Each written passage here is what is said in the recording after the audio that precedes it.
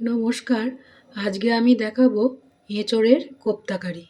এঁচোড়ের কোপ্তাকারি করতে লাগছে, এঁচোড়টাকে আমি সেদ্ধ করে নিয়ে মিক্সিতে দিয়ে নিয়েছি সামান্য আলু। এটা জল ছাড়া সেদ্ধ করেছি। আপনারা আগের ভিডিওতে আমার দেখেছেন কেমন করে জল ছাড়া আমি সেদ্ধ করি। লাগছে মটরশুঁটি, মশলাতে লাগছে হিং, লঙ্কা কুচি, গোলমরিচ, নুন। ছোট ছোট করে কুচিয়ে আমি নারকেলটাকে রেখে দিয়েছি। এই নারকেলটা আমি শুকনো করে রেখে দিয়েছিলাম, দিয়ে জলে ভিজিয়ে আবার এটা রান্নার কাজে লাগাবো। লাগছে দারচিনি গুঁড়ো, কাজু বাদাম, আর এইটা হচ্ছে কুমড়োর বীজ। কুমড়োর বীজটাকে আমি রোস্ট করে খোলা ছাড়িয়ে রেখে দিয়েছি। এই লঙ্কাটা আমি পেস্ট করে নেব। আর লাগছে চীনাবাদাম, লাগছে ধনে জিরে গুঁড়ো, তেল, ঘি। সর্ষের তেলের সাথে আমি ঘিটা মিশিয়ে দেব, যেহেতু কোপ্তাকারি হচ্ছে সেই জন্য তেলের সাথে ঘিটা মিশিয়ে আমি নেব। প্রথমে গোলমরিচ, চীনাবাদাম, কাজু বাদাম আর কুমড়োর বীজটা আমি বেটে নেব। আলু সিদ্ধর সাথে আমি এঁচোড়টা ভালো করে মেখে নেব। আলুর সাথে এঁচোড়টা আমি মেখে নিয়েছি। প্রথমে দিয়ে দিলাম গোলমরিচ, তারপরে দিয়ে দিলাম হিং,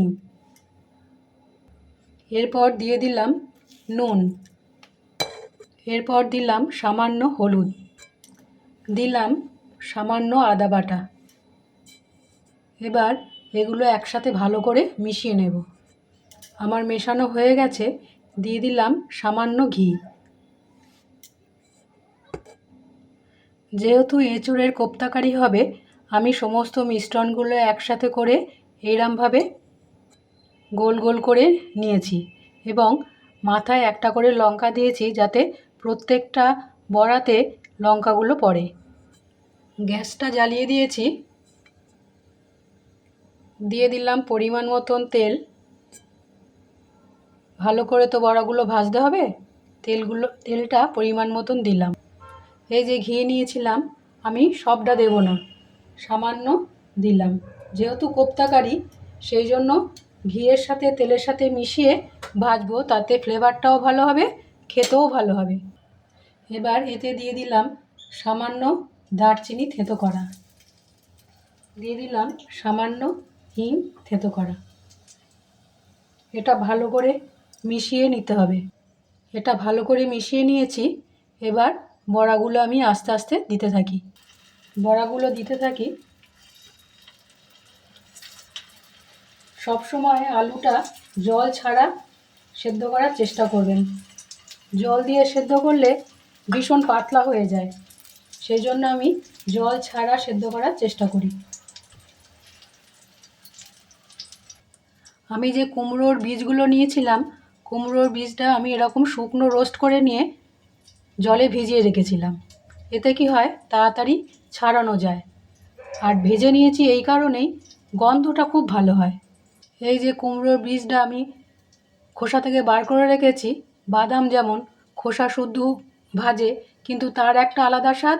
আর আমি কাঠখোলায় যদি আবার এটাকে আগে থেকে খুলে একটু রোস্ট করে নিই, তার আলাদা স্বাদ। এতে রঙটাও খুব ভালো হয়, খেতেও খুব ভালো হয়। এবার এটাকে উল্টে দিতে হবে। আমি গ্যাসটা কমিয়ে ভাজছি।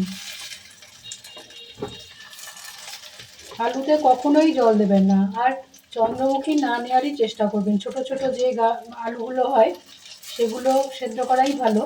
চন্দ্রমুখী দিলে ফুলে যায়। এমনি খেতে ভালো হয়, তরকারিতে চন্দ্রমুখীটা ভালো, কিন্তু কোনো কোপ্তাকারিতে যখন আমরা কিছু মেশাবো, আলু টালু মেশাবো, তখন চন্দ্রমুখী না দেওয়াই ভালো। আবার ঢাকা দিয়ে দিলাম, আবার আর একবার উল্টে দিই। এই যে ঘিয়ের সাথে তেলটা দিয়েছি না, এতে গন্ধটা খুব ভালো হয়। আর একটু হবে।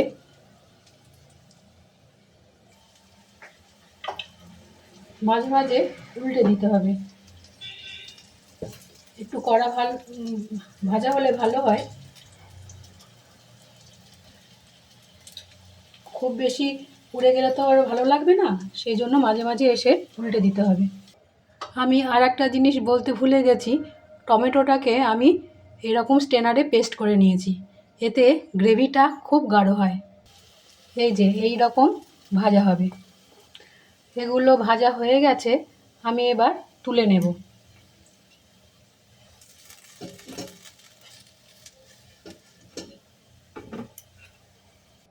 এবার আমি এর মধ্যে দিয়ে দেব আগে থেকে থেঁতো করা দারচিনি আর হিং।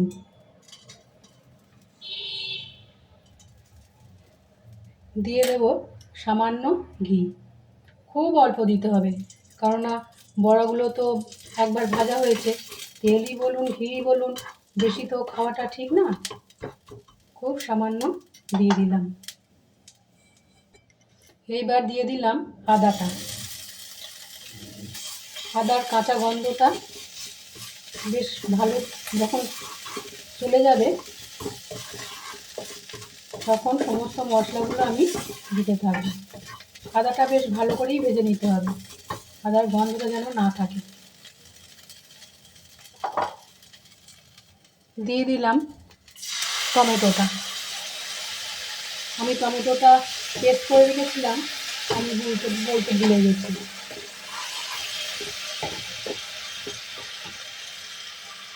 দিয়ে দিলাম সামান্য হলুদ।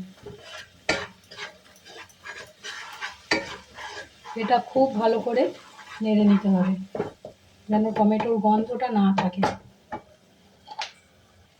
এবার দিয়ে দিলাম গোলমরিচ গুঁড়োটা,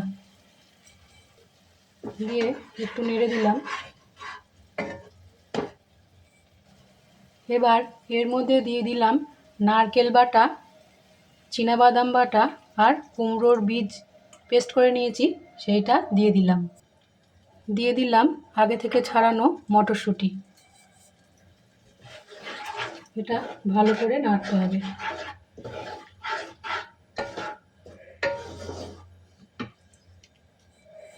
দিয়ে দিলাম কাঁচা লঙ্কা কুচি।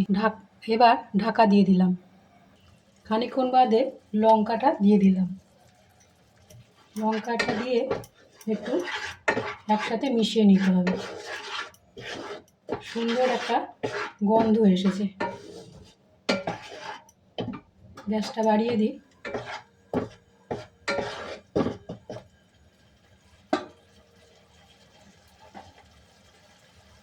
দিয়ে দিলাম সামান্য নুন।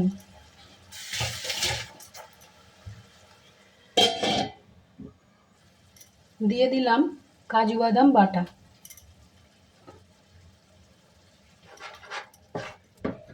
কাজু বাদাম বাটাটা লাস্টে দিলাম এই কারণেই, কাজু বাদাম বাটাটা আগে দিলে না তলায় লেগে যায়, সেই জন্য এটা লাস্টে দিতে হয়। গ্যাসটা বাড়িয়ে দিই।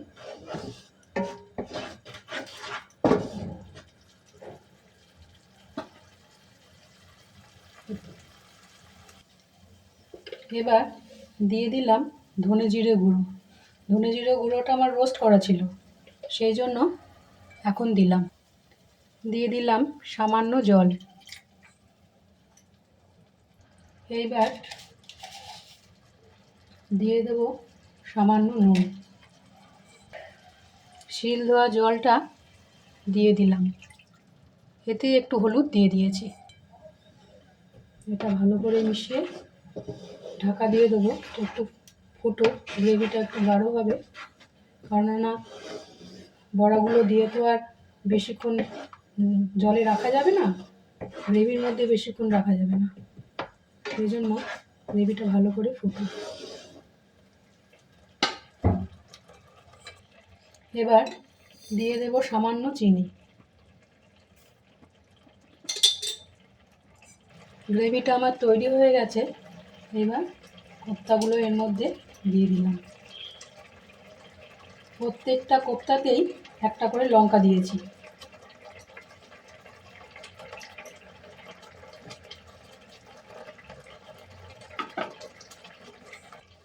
কোপ্তা কারি আমার তৈরি।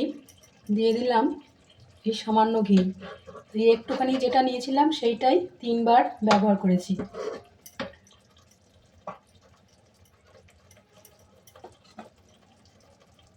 কোপ্তা কারি আমার তৈরি হয়ে গেছে। কোপ্তা কারি আমার তৈরি হয়ে গেছে। এটা সম্পূর্ণ নিরামিষ। পেঁয়াজ রসুন আমি কিছুই দিইনি। আমি পেঁয়াজ রসুন দিইনি এই কারণেই, যাতে ঠাকুরের ভোগ রান্নাতেও লাগে, আবার কোনো বিশেষ দিন যেদিনকে পেঁয়াজ রসুন খেতে নেই সেই দিনের জন্য আমি এটা করেছি। আমার হয়ে গেছে এঁচোড়ের কোপ্তা কারি। আপনারা খান, নিশ্চয়ই ভালো লাগবে। আজকে রাখি, আবার দেখা হবে।